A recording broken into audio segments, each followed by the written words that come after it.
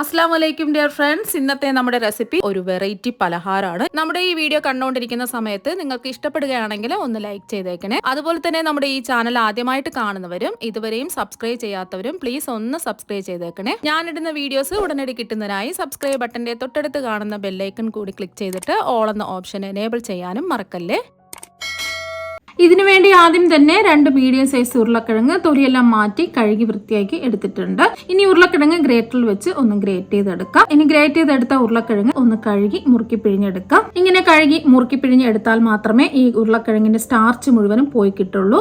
ഇപ്പോൾ ഗ്രേറ്റ് ചെയ്തെടുത്ത ഉരുളക്കിഴങ്ങ് മുഴുവനും മുറുക്കി പിഴിഞ്ഞ് എടുത്തിട്ടുണ്ട്. ഇനി മുറുക്കി പിഴിഞ്ഞെടുത്ത ഉരുളക്കിഴങ്ങ് ഒരു ബൗളിൽ ഇട്ട് കൊടുക്കാം. ഇനി ഇതിലേക്ക് ഒരു ചെറിയ ക്യാരറ്റ് ഗ്രേറ്റ് ചെയ്തതും അതുപോലെ തന്നെ ഒരു മീഡിയം സൈസ് സവാള നീളത്തിലരിഞ്ഞതും 2 പച്ചമുളക് ചെറുതായിട്ട് ഒന്ന് കട്ട് ചെയ്തതും 1 ടീസ്പൂൺ ഇഞ്ചി ഒന്ന് ഗ്രേറ്റ് ചെയ്തെടുത്തതും കൂടി ഇട്ട് കൊടുക്കാം. ഇനി ഇതിലേക്ക് ചെറുതായിട്ട് അരിഞ്ഞെടുത്ത കുറച്ച് മല്ലിയിലയും കൂടി ഇട്ട് കൊടുക്കാം. ഇനി ഇതിലേക്ക് 1/4 ടീസ്പൂൺ കുരുമുളക് പൊടിയും 1/4 ടീസ്പൂൺ ഉപ്പും കൂടി ഇട്ട് കൊടുക്കാം. ഉപ്പ് നോക്കിയിട്ട് വേണമെന്നുണ്ടെങ്കിൽ ആവശ്യത്തിനുള്ള ഉപ്പ് ചേർത്ത് കൊടുക്കാം. ഇനി ഇതിലേക്ക് 1 ടീസ്പൂൺ നാരങ്ങ നീരും കൂടി ഒഴിച്ചു കൊടുക്കാം. ഇനി എല്ലാം ഒന്ന് യോജിപ്പിച്ചെടുക്കാം. ഇപ്പൊ ഇതെല്ലാം ഒന്ന് യോജിപ്പിച്ചെടുത്തിട്ടുണ്ട്. ഇനി അടുത്തതായിട്ട് ഒരു ബൗളില് 250 ml കപ്പിന് 1.5 കപ്പ് ഗോതമ്പ് മാവ് ഇട്ട് കൊടുക്കാം. ഇനി ഇതിലേക്ക് പാകത്തിനുള്ള ഉപ്പും കൂടി ഇട്ട് കൊടുക്കാം. ഞാനിപ്പോ ഒരു 1/4 ടീസ്പൂൺ ഉപ്പാണ് മാവിലേക്ക് ഇട്ട് കൊടുക്കുന്നത്. ഇനി മാവ് നല്ലവണ്ണം ഒരു സ്പൂൺ കൊണ്ട് ഒന്ന് മിക്സ് ചെയ്തെടുക്കാം. ഇനി മാവ് ഒന്ന് കുഴച്ചെടുക്കാൻ ഞാനിപ്പോ 250 ml കപ്പിന് 1/2 കപ്പ് വെള്ളമാണ് എടുത്തിട്ടുള്ളത്. സാധാരണ പച്ചവെള്ളം തന്നെയാണ്. വെള്ളം ഒരുമിച്ച് മാവിൽ ഒഴിക്കരുത്.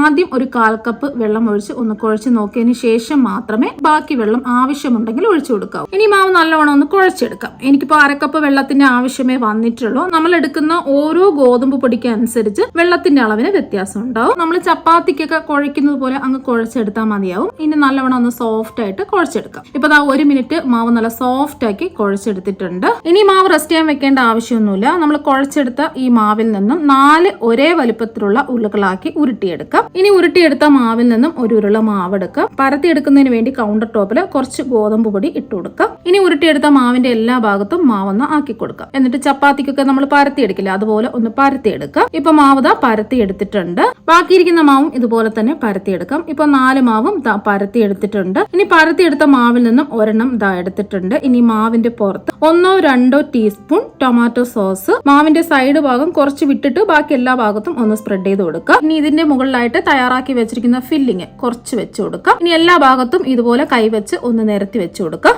ഇനി നമ്മൾ പരത്തി വെച്ചിരിക്കുന്ന അടുത്ത മാവ് ഇതിന്റെ മുകളിലായിട്ട് വെച്ച് എല്ലാ വശവും ഒന്ന് ഇതുപോലെ ഒന്ന് ഒട്ടിച്ചു കൊടുക്കാം. നല്ലതുപോലെ ഒന്ന് കൈവച്ച് ഇതുപോലെ ഒന്ന് ഒട്ടിച്ചു കൊടുക്കാം. ഇനി വീണ്ടും 1-2 ടീസ്പൂൺ ടൊമാറ്റോ സോസ് ഒഴിച്ച് ഒന്ന് സ്പ്രെഡ് ചെയ്തതിനു ശേഷം ഫില്ലിങ്ങും കൂടി വെച്ച് ഇതുപോലെ ഒന്ന് സ്പ്രെഡ് ചെയ്ത് കൊടുക്കാം. ബാക്കിയുള്ളതും ഇതിന്റെ മുകളിലായിട്ട് വെച്ച് ഇതുപോലെ തന്നെ ചെയ്തെടുക്കാം. ഇപ്പൊ 4 പരത്തിയ മാവും എല്ലാം ചെയ്തെടുത്തിട്ടുണ്ട്. ഇനി എല്ലാ വശവും ഇതുപോലെ ഒന്ന് ഒട്ടിച്ചു കൊടുക്കാം. നല്ലതുപോലെ ഒന്ന് പ്രസ് ചെയ്ത് ഇതുപോലെ ഒന്ന് ഒട്ടിച്ചു കൊടുക്കുക, അല്ലെങ്കിൽ ഇതിന്റെ ലെയറൊക്കെ വിട്ടുപോകും. ഇനി ഇതുപോലത്തെ ഒരു സ്റ്റീമറിന്റെ തട്ടെടുക്കുക. ഇനി തട്ടിൽ കുറച്ച് ഓയിൽ ഒന്ന് എല്ലാ ഭാഗത്തും ബ്രഷ് ചെയ്ത് കൊടുക്കാം. ഇനി ഓയിൽ ബ്രഷ് ചെയ്ത് വെച്ച തട്ടിലേക്ക് ഫില്ലിംഗ് ഒക്കെ വെച്ച് നിറച്ച് വെച്ച മാവ് വെച്ച് കൊടുക്കാം. ഇനി ഒരു കടായില് 2 കപ്പ് വെള്ളം തിളപ്പിക്കാൻ വെച്ചിട്ടുണ്ട്. ഇതിലേക്ക് തട്ട് വെച്ച് കൊടുത്ത് ഒന്ന് മൂടി വെച്ച് ഒന്ന് ആവിയേറ്റ് വേവിച്ചെടുക്കാം. ഫ്ലെയിം മീഡിയം ഫ്ലെയിം വെക്കാം. ഇപ്പൊ ഒരു 7 മിനിറ്റ് ആയിട്ടുണ്ട്. ഇനി നമുക്ക് ഇതൊന്ന് തുറന്നു നോക്കാം. ഇപ്പൊ മാവെല്ലാം ഒന്ന് വെന്ത് വന്നിട്ടുണ്ട്. ഇനി കടായിൽ നിന്ന് മാവ് വേവിച്ചെടുത്തത് പുറത്തെടുത്ത് ചൂട് മാറാനായിട്ട് വെക്കാം. ഇപ്പൊ ഇതിന്റെ ചൂടെല്ലാം മാറിയിട്ടുണ്ട്. ഇനി ഇതൊരു പാത്രത്തിലേക്ക് മാറ്റാം. ഇനി ഇതുപോലെ ഒന്ന് കട്ട് ചെയ്തെടുക്കാം. ഇപ്പൊ എല്ലാം ഒന്ന് കട്ട് ചെയ്തെടുത്തിട്ടുണ്ട്.